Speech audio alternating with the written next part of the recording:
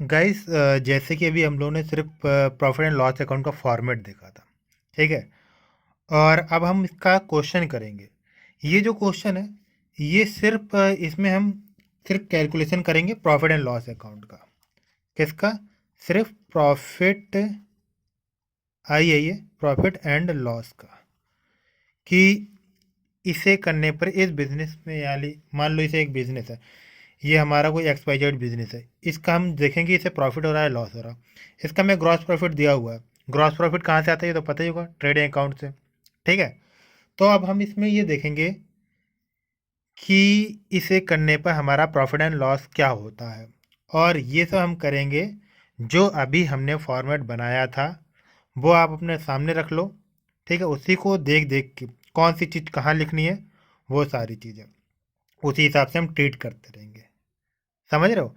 फिर इसे करने के बाद एक पूरा क्वेश्चन करेंगे जिसमें ग्रॉस प्रॉफिट भी निकालेंगे और नेट प्रॉफिट या नेट लॉस जो भी आ रहा हो, यानी कि ट्रेडिंग और पीएल अकाउंट एक साथ बनाएंगे।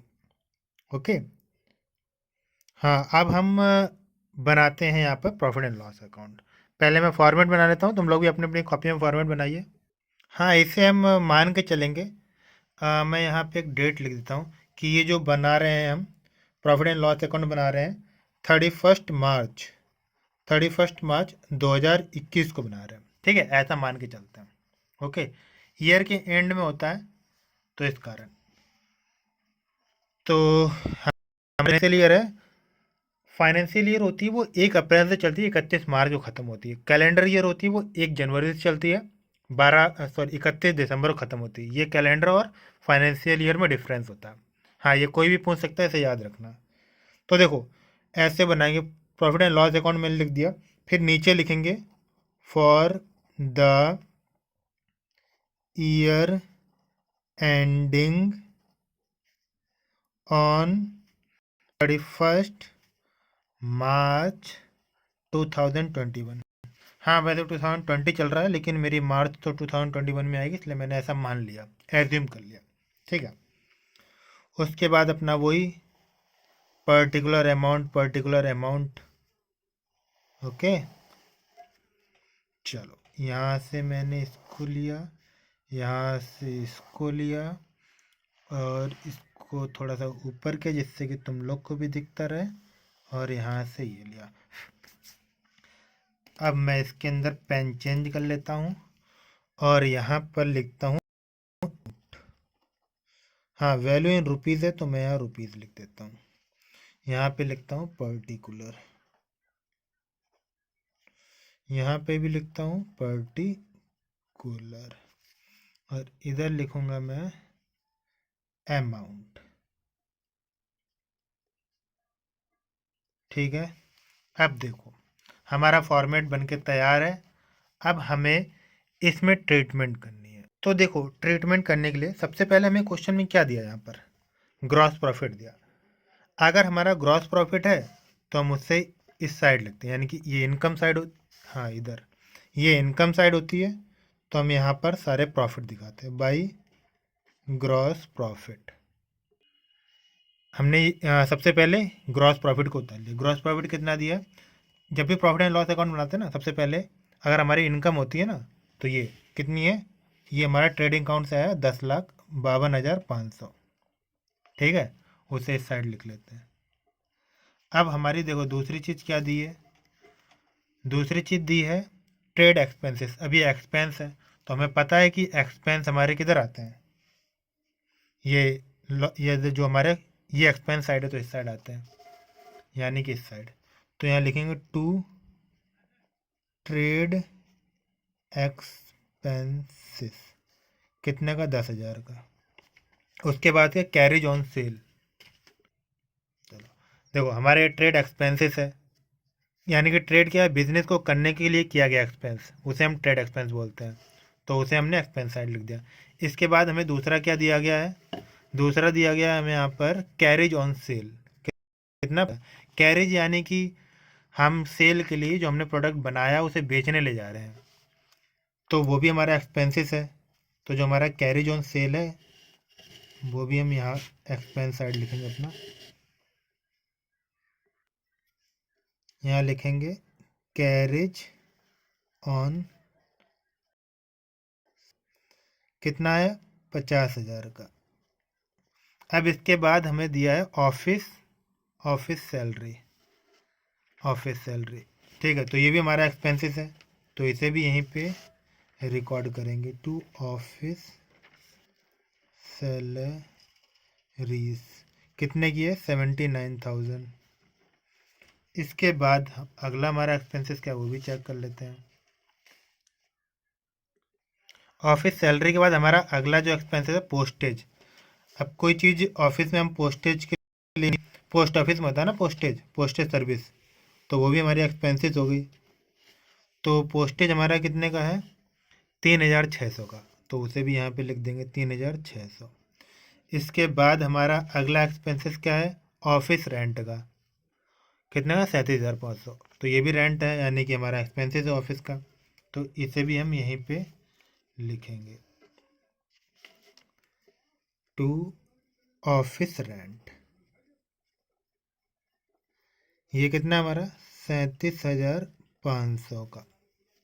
इसके बाद क्या है लीगल चार्जेस है, देखो लीगल चार्जेस है 2,000 रुपये का, तो ये लीगल चार्जेस यानी कि ये भी हमारा एक्सपेंसेस है, तो हम इसे भी यहीं पे नोट करेंगे टू लीगल चार्जेस, हो गया 2,000 रुपये का। अब अगला एक्सपेंसेस क्या है हमारा लीगल चार्ज हुआ सैलरी, सेलिंग एक्सपेंसेस यानी कि बेचने पे किया गया एक्सपेंस। तो बेचने पे किया हुआ एक्सपेंस भी हम ट्रेडिंग में नहीं दिखा सकते हैं क्योंकि ये बेचने के बाद हुआ है, तो उसे भी हम यहाँ दिखाएंगे, क्योंकि सेलिंग एक्सपेंसेस जब माइनस करेंगे तभी हमें पता चलेगा एक्चुअल प्रॉफिट क्या हुआ बेचने के बाद। ये जीपी जो है ये बेचने के बाद का प्रोसेस है, यानी कि जो हमने यहाँ परचेज करके या मैन्युफैक्चर करके जब सामान बेचा तब ये जीपी आया, उसके बाद ये सब एक्सपेंसेस इनकर्ड हुए। तो ये हमारा सेलिंग एक्सपेंसेस भी इसी साइड आएगा 26,600। इसके बाद आता है हमारा two sundry expenses, sundry expenses ये भी 1,800। हाँ ये हमारा यहाँ लिखा हुआ सन्ड्री एक्सपेंसेस ये रहा। ठीक है, इसके बाद है डोनेशन, डोनेशन 5,500, तो वो भी देख लेते हैं टू डोनेशन कितना था 5,500, तो उसे भी नोट कर देते हैं 5,500। इसके बाद आता है ऑडिट फ़ी, यानी कि जब ऑडिट किसी सीएस ऑडिट कराया, किसी भी इंटरनल ऑडिट को कराया गया, एक्सटर्नल ऑडिट को कराया गया किसी भी बाहर किसी भी पर्सन के थ्रू, तो वो भी हमारा एक्सपेंसेस होगा क्योंकि उसके लिए भी हम पेमेंट करते हैं टू ऑडिट फ़ी, ये है 8,000 रुपये की। ठीक है, अब इसके बाद हमें इस साइड क्या क्या दिए हैं वो भी चेक कर लेते हैं। सबसे पहले हमें दिया डिस्काउंट अलाउड, यानी कि हमें डिस्काउंट रिसीव हुआ है ना। डिस डिस्काउंट रिसीव हमारा 3,000 और डिस्काउंट अलाउड यानी किसी को डिस्काउंट दिया, तो हम डिस्काउंट देंगे तो उसे भी हम इसी साइड रखेंगे टू डिस्काउंट अलाउड। ये हमारे लिए लॉस ही होता है क्योंकि हम जो सामान बेचेंगे उसमें से हमने उसके लिए रुपए कम किए, तो डिस्काउंट अलाउड इधर आएगा। डिस्काउंट अलाउड कितने का है वो है हमारा 15,000 का, तो वो भी हम एक्सपेंसेस में जोड़ देंगे, यानी कि जितने भी हमारे एक्सपेंसेस अब इस साइड, इनकम इस साइड। अभी तक हमारी इनकम हमारे क्वेश्चन के हिसाब से सिर्फ ग्रॉस प्रॉफिट ही है, देखते हैं अभी बाद में क्या आता है। अब डिस्काउंट अलावा डिस्काउंट रिसीव्ड ये हमारी इनकम हो गई, तो डिस्काउंट रिसीव कितने का 3,000 रुपये का, तो जो हमारी इनकम हो गई तो हम उसे इधर लिख देंगे बाई डिस्काउंट रिसीव्ड कितने का 3,000। ठीक है, इसके बाद अगला क्या है, अगला है इंटरेस्ट ऑन लोन।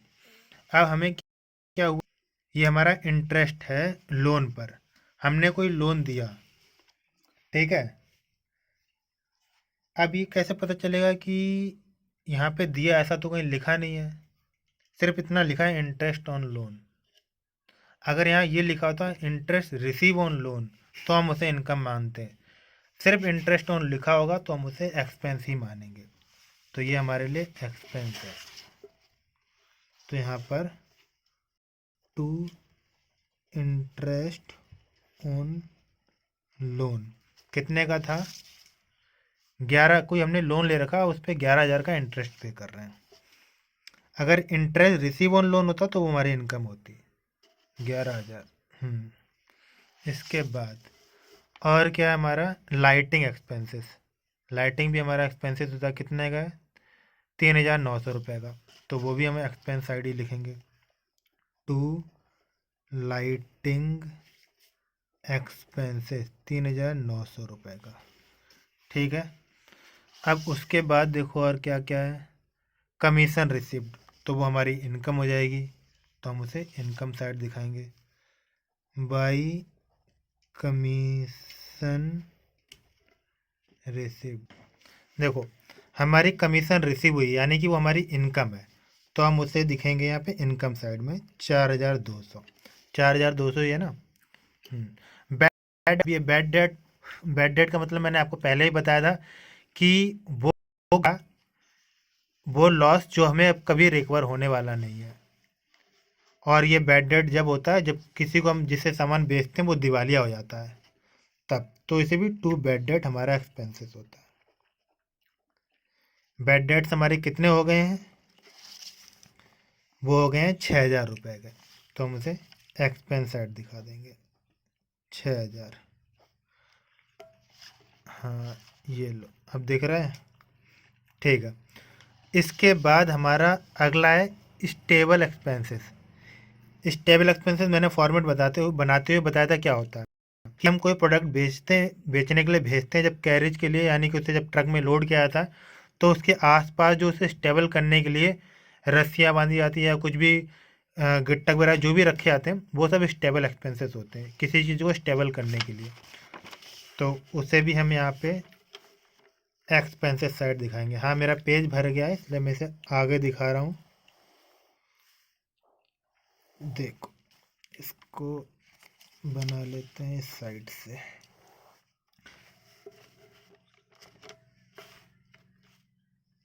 ये हमारी एक्सपेंस साइड है टू स्टेबल एक्सपेंसेस। कितना है ये? स्टेबल एक्सपेंसेस हमारा 7,000 रुपये का, तो हम उसे एक्सपेंस साइड दिखा देंगे 7,000 रुपये। अब इसके बाद हमारा क्या है? Export duty. अब हम सामान को जो बनने के बाद से बेचने जा रहे हैं बाहर भेज रहे हैं तो एक्सपोर्ट कर रहे हैं। एक्सपोर्ट ड्यूटी हमको मतलब किसी सामान को बाहर भेजेंगे तो उस पर किया हुआ एक्सपेंसेस भी हमारा एक्सपेंसेस साइड ही आएगा। तो यहाँ पे दिखेंगे टू एक्सपोर्ट ड्यूटी। अब एक्सपोर्ट ड्यूटी क्या है हमारी? कितनी है? 11,500 है। अपना एक्सपोर्ट ड्यूटी दिखा देंगे 11,500 रुपये का। ठीक है। इसके बाद देखते हैं अगला क्या हमारा।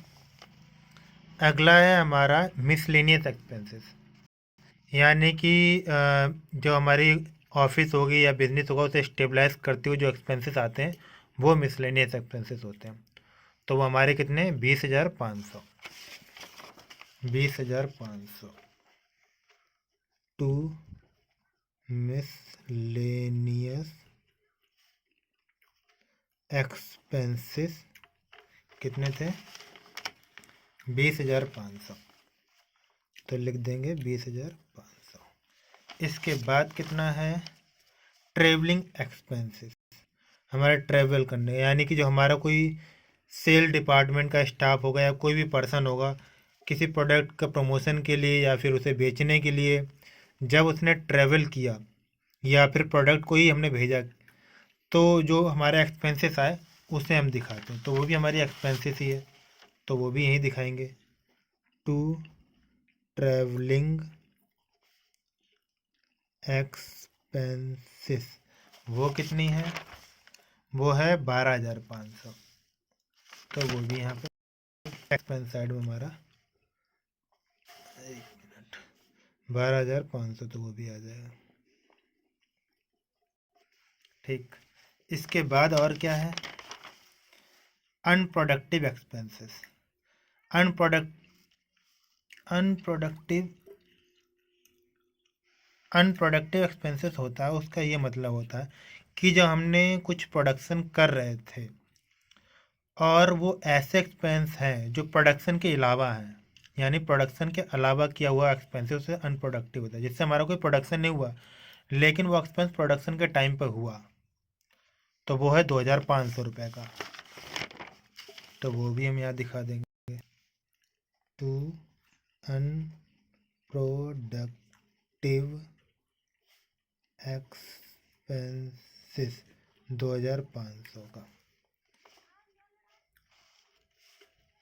ठीक है, तो हमारे क्वेश्चन में इतनी ही चीज़ें हैं। अब हम इसका कैलकुलेशन करेंगे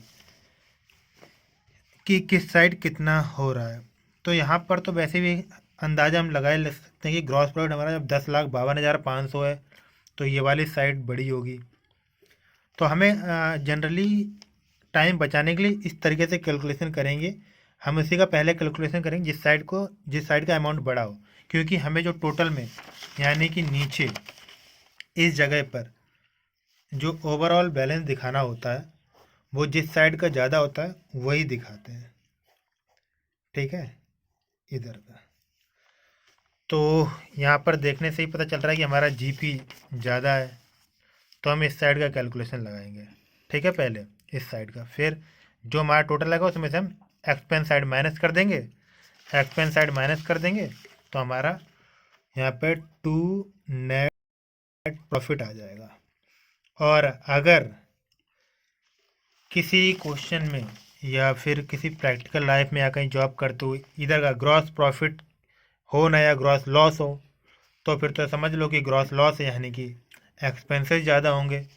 तो फिर इधर का कैलकुलेशन पहले करेंगे। ठीक है, सिचुएशन के हिसाब से। चलो अब हम इसका टोटल करते हैं, इसका टोटल कितना हो रहा है।